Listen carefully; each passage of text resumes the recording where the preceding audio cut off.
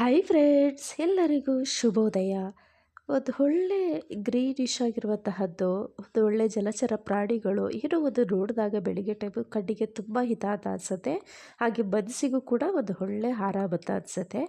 So ಬನ್ನಿ, ಇವತ್ತು ನಾನು ಒಂದು ಒಳ್ಳೆ ಹೆಲ್ತಿ ರೆಸಿಪಿ ಜೊತೆ ಬಂದಿದ್ದೇನೆ. ಬ್ರೇಕ್ಫಾಸ್ಟ್ ಅದು ಹೇಗೆ ಮಾಡೋದು ಅಂತ ನೋಡೋಣ. ಇಲ್ಲಿ ನಾನು ರವೆ ರೊಟ್ಟಿ ಮಾಡ್ತಾಯಿದ್ದೀನಿ. ಮಸಾಲ ರವೆ ರೊಟ್ಟಿ ತುಂಬಾ ಹೆಲ್ತಿ, ಟೇಸ್ಟಿ ಹಾಗೂ ಕ್ವಿಕ್ಕಾಗಿ ಮಾಡ್ಕೊಬೋದು. ಇದಕ್ಕೆ ಬೇಕಾಗಿರುವಂತಹ ಇಂಗ್ರೀಡಿಯೆಂಟ್ಸ್ಗಳೇನು, ಹಾಗೆ ಇದನ್ನು ಮಾಡೋದು ಹೇಗೆ ನೋಡೋಣ. ಇಲ್ಲಿ 1 ಬೌಲಷ್ಟು ಸಣ್ಣ ರವೆ ಅಥವಾ ಚಿರೋಟಿ ರವೆ ಅಂತ ಕೂಡ ನಾವು ಇದನ್ನು ಕರಿತೀವಿ. ಸೊ ಇಲ್ಲಿ 1 ಬೌಲಷ್ಟು ಚಿರೋಟಿ ರವೆ ತೊಗೊಂಡಿದ್ದೀನಿ. ಅದನ್ನು ಒಂದು ಪಾತ್ರೆಗೆ ಸೇರಿಸ್ಕೊತಾ ಇದ್ದೀನಿ.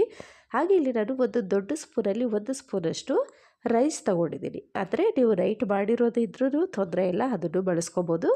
ಫ್ರೆಶ್ ಆಗಿರೋ ರೈಸ್ ಆದರೂ ಪರವಾಗಿಲ್ಲ, ಅದನ್ನು ಕೂಡ ನೀವು ಬಳಸ್ಕೊಬೋದು.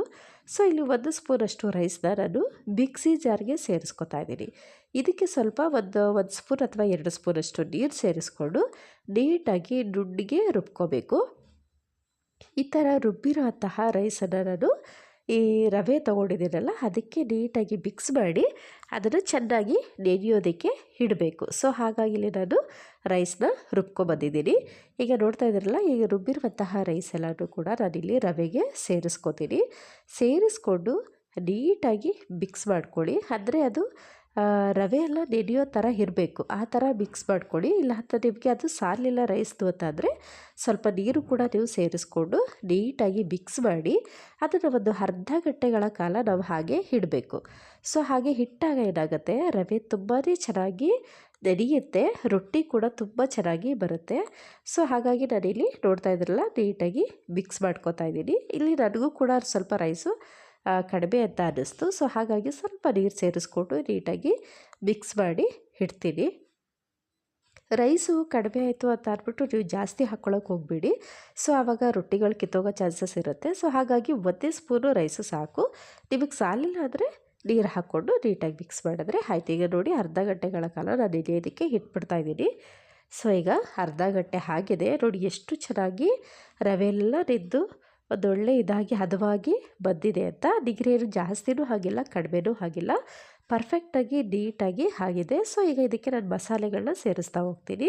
ಮಸಾಲೆಗಳು ಅಂತ ಅಂದರೆ ಈರುಳ್ಳಿ ತೊಗೊಂಡಿದ್ದೀನಿ, ಅದನ್ನು ಸಣ್ಣಕ್ಕೆ ಹಚ್ಚಿದ್ದೀನಿ. ಹಾಗೆ ಕ್ಯಾರೆಟ್ ಅದನ್ನು ಕೂಡ ನಾನು ತುರ್ಕೊಂಡು ನೀಟಾಗಿ ಅದನ್ನು ಕೂಡ ಇದಕ್ಕೆ ಸೇರಿಸ್ಕೊತಾ ಇದ್ದೀನಿ. ಮತ್ತು ಇದಕ್ಕೆ ನಾನು ಕೊತ್ತಂಬರಿ ಸೊಪ್ಪು ಹಾಗೆ ಕರಿಬೇವು 2 ಸೊಪ್ಪನ್ನು ಕೂಡ ನಾನು ಸಣ್ಣದಾಗಿ ಕಟ್ ಮಾಡಿ ಹಾಕೋತಾ ಇದ್ದೀನಿ. ನಿಮ್ಮ ಹತ್ರ ಏನಾದರೂ ಸಬ್ಬಕ್ಕಿ ಸೊಪ್ಪಿದ್ರೆ ಸೊ ನೀವು ಅದನ್ನು ಕೂಡ ಯೂಸ್ ಮಾಡ್ಕೋಬೋದು, ಅದು ಕೂಡ ಚೆನ್ನಾಗಿರುತ್ತೆ ಟೇಸ್ಟಾಗಿ. ಸೊ ನನ್ನ ಹತ್ರ ಸಬ್ಬಕ್ಕಿ ಸೊಪ್ಪು ಇರಲಿಲ್ಲ, ಹಾಗಾಗಿ ನಾನು ಅದನ್ನು ಯೂಸ್ ಮಾಡ್ಕೊಳ್ಳಿಲ್ಲ.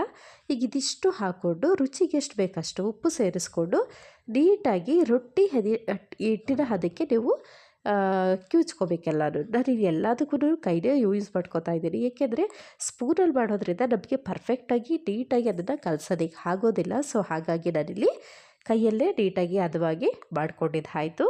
ಈಗ ಮಾಡೋದು ಹೇಗೆ ನೋಡೋಣ. ನಾನಿಲ್ಲಿ ಒಂದು ಸ್ಮೂತಾಗಿರುವಂತಹ ಕಾಟನ್ ಬಟ್ಟೆನ ತೊಗೊಂಡಿದ್ದೀನಿ.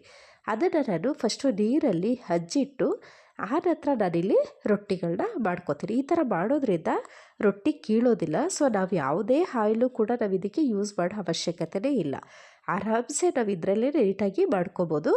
ನಾನಿಲ್ಲಿ ಎಷ್ಟು ನೀವು ರೊಟ್ಟಿ ದೊಡ್ಡದಾಗಬೇಕಾ ಅಥವಾ ಚಿಕ್ಕದಾಗಬೇಕಾ ಹದವಾಗಿ ನೋಡಿಕೊಂಡು ನೀವು ಹಿಟ್ಟನ್ನು ತಗೊಂಡ್ರೆ ಆಯಿತು.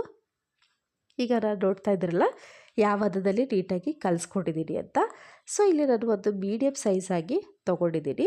ಅದನ್ನು ಹಾಕ್ಕೊಂಡು ನಾನಿದು ಹಚ್ಕೊಳ್ಳೋದಕ್ಕೂ ಕೂಡ ನಾನು ಎಣ್ಣೆ ಬಳಸೋದಿಲ್ಲ, ನೀರೇ ಇಟ್ಕೊಂಡಿರ್ತೀನಿ ಸೈಡಲ್ಲಿ. ಆ ನೀರಲ್ಲೇ ಹಜ್ಜಿ ನಾವು ಯಾವ ಹದಕ್ಕೆ ತೆಳ್ಳಗೆ ಬೇಕು ಅಂದರೆ ತೆಳ್ಳಗೆ ಹಾಕೋಬೋದು, ಅಥವಾ ಸ್ವಲ್ಪ ಮಂದ ಬೇಕು ಅಂತಾದರೂ ಕೂಡ ನೀವು ಮಂದಕ್ಕೆ ಹಾಕೋಬೋದು. ತುಂಬಾ ಚೆನ್ನಾಗಿರುತ್ತೆ. ಒಂದು ಸರಿ ನೀವು ಟ್ರೈ ಮಾಡಿ. ಈಗ ನೋಡಿ, ನಾನು ಅದು ಲೋ ಫ್ಲೇಮ್ ಮಾಡಿಕೊಂಡು ಚೆನ್ನಾಗಿ ಕಲ್ಕಾದ ನಂತರ ಲೋ ಫ್ಲೇಮ್ ಮಾಡಿ ಆ ನಂತರ ನಾನು ಬಟ್ಟೆ ಸಹಿತ ಅದನ್ನು ಹಾಕಿ ಮೇಲೆ ಸ್ವಲ್ಪ ನೀರು ಹಾಕಬೇಕು. ಆ ಬಟ್ಟೆ ಮೇಲೆ ಸ್ವಲ್ಪ ನೀರು ಚಿಮುಕಿಸಿದಾಗ ಪ್ರೆಸ್ ಮಾಡಿ ನಾವು ಹೊತ್ತದಾಗ ಏನಾಗುತ್ತೆ, ಅದು ನೀಟಾಗಿ ತವಕ್ಕೆ ಅಂಟ್ಕೊಳ್ಳುತ್ತೆ. ಸೊ ಇದ್ರ ಮೇಲೆ ನೀವು ತುಪ್ಪ ಬೇಕು ಅಂದರೆ ತುಪ್ಪ ಯೂಸ್ ಮಾಡ್ಕೊಬೋದು, ಅಥವಾ ಎಣ್ಣೆ ಬೇಕಂದರೆ ಎಣ್ಣೆ ಕೂಡ ನೀವು ಯೂಸ್ ಮಾಡ್ಕೊಬೋದು. ಒಂದು ಸೈಡು ಚೆನ್ನಾಗಿ ಬೆಂದ ನಂತರ ಆ ನಂತರ ತಿರುವಾಗಿ ಇನ್ನೊಂದು ಸೈಡು ಬೇಯಿಸ್ಕೊಂಡ್ರೆ ರೊಟ್ಟಿ ರೆಡಿ ಆಗುತ್ತೆ. ತುಂಬಾ ಚೆನ್ನಾಗಿರುತ್ತೆ. ಟ್ರಸ್ಟ್ ಮೀ, ನೀವು ಒಂದು ಸರಿ ಮಾಡಿ, ನಿಮಗೂ ಇಷ್ಟ ಆಗುತ್ತೆ.